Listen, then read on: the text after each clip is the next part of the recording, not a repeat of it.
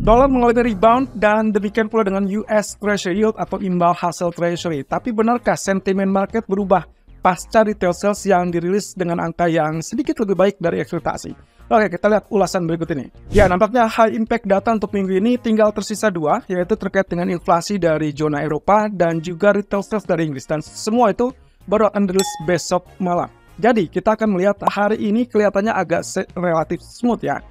Itu berarti kondisinya bisa diabaikan dengan sentimen-sentimen yang terjadi atau terbentuk di market. Tapi jangan salah, market masih bisa melihat dari klaim pengangguran mingguan Amerika dan juga Fed speaker. Dan itu yang selalu membuat market bergejolak. Artinya kita mungkin akan lihat volatility, either itu untuk naik ataupun untuk penurunan. Semua tergantung sentimen market pasca pernyataan dari para pejabat Fed tersebut. Ya, kira-kira apa yang menggerakkan market? Yang pertama adalah inflasi Inggris. Persis dengan dugaan kita, kemarin kita sudah sempat rilis bahwa kemungkinan ada dua potensi di situ, yaitu kalau memang ternyata inflasi Inggris turun tapi berada di tengah-tengah zona kisaran mungkin 5% sampai 6,7, maka diperkirakan pound sterling akan mengalami spike terlebih dulu sebelum akhirnya turun. Karena secara keseluruhan dia diartikan inflasi yang melunak. Tapi kalau misalkan ternyata inflasi yang dirilis dengan angka katakanlah di bawah ekspektasi, maka itu akan langsung menekan pound sterling. Dan apa yang terjadi? Ya, kita lihat di sini inflasi CPI untuk basis tahunan saja turun ke level 4,6%, lebih rendah daripada ekspektasi 4,8%, dan bahkan secara keseluruhan turun dari 6,7%. Wah, ini cukup dalam teman-teman. Dan juga termasuk dari CPI basis bulanan yang ternyata juga mencatatkan penurunan di bawah ekspektasi. 0,0 atau 0% di bawah 0,1% ekspektasi dan bahkan turun dari 0,5% bulan sebelumnya. Dan tak kalah dari itu, PPI itu juga mengalami katakanlah penurunan dari 0,6 menjadi 0,4%, walaupun kalau kita compare dengan ekspektasinya hanya berada sedikit di atasnya, 0,2%. Oke, secara keseluruhan, apa yang kita lihat kemarin adalah penurunan di pound sterling betul-betul terjadi dan skenario buy on rumor sell on fact seharusnya Anda sudah paham. Itu yang akan terjadi setiap rilis data inflasi Inggris.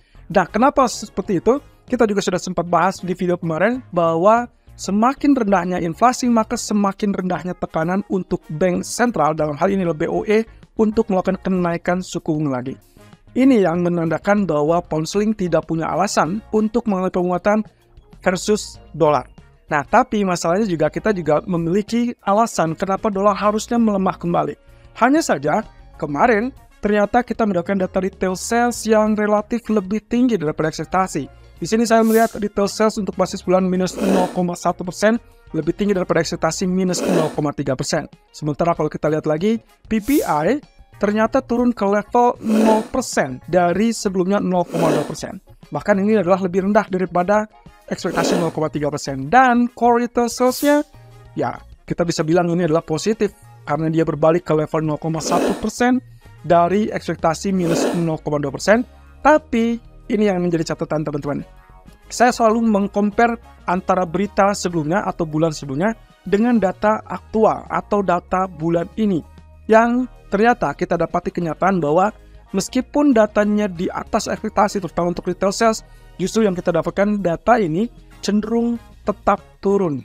Jadi seharusnya respon terhadap dolar itu mengalami penguatan, kemungkinan hanya sesaat atau relatif secara teknis, mungkin rebound yang terbatas.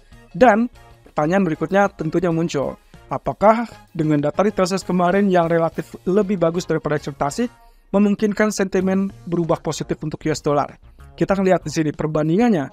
Kalau Anda ingat kemarin, CME Fed Watch Tools menunjukkan angka ekspektasi ataupun peluang kenaikan suku bunga di bulan Desember hanya berkisar 5,2%, sementara 94,8% menunjukkan hold atau ditahan.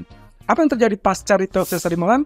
Ternyata kemungkinan untuk penahanan atau ditahannya suku bunga Fed bulan Desember kembali meningkat ke level 97,4%. Dan ini berarti hanya menyisakan 2% saja peluang untuk kenaikan di akhir tahun. Jadi sebetulnya teman-teman, apa yang teman-teman lihat terkait dengan US dollar yang meningkat, lalu kemudian juga US Treasury yang meningkat, itu adalah respon sementara, dan bahkan saya yakin itu hanya technical rebound, yang berarti juga bisa hanya sesaat atau terbatas. Otomatis, outlook ataupun euforia market untuk saat ini masih berpegangan kepada kemungkinan Fed menahan suku bunga di bulan Desember, artinya tidak ada kenaikan di akhir tahun. Dan Anda tahu seperti apa? Itu berarti positif untuk indeks saham, dan itu juga positif untuk pasar komoditi emas. Tapi kenapa emas turun? Jawabannya juga sama. Kalau dolar mengalami technical rebound, maka emas pun mengalami profit taking ataupun technical correction. Jadi sebetulnya hari ini walaupun rekomendasi kami adalah melakukan sell, tapi hal tersebut kemungkinan hanya bersifat sementara sampai nanti malam.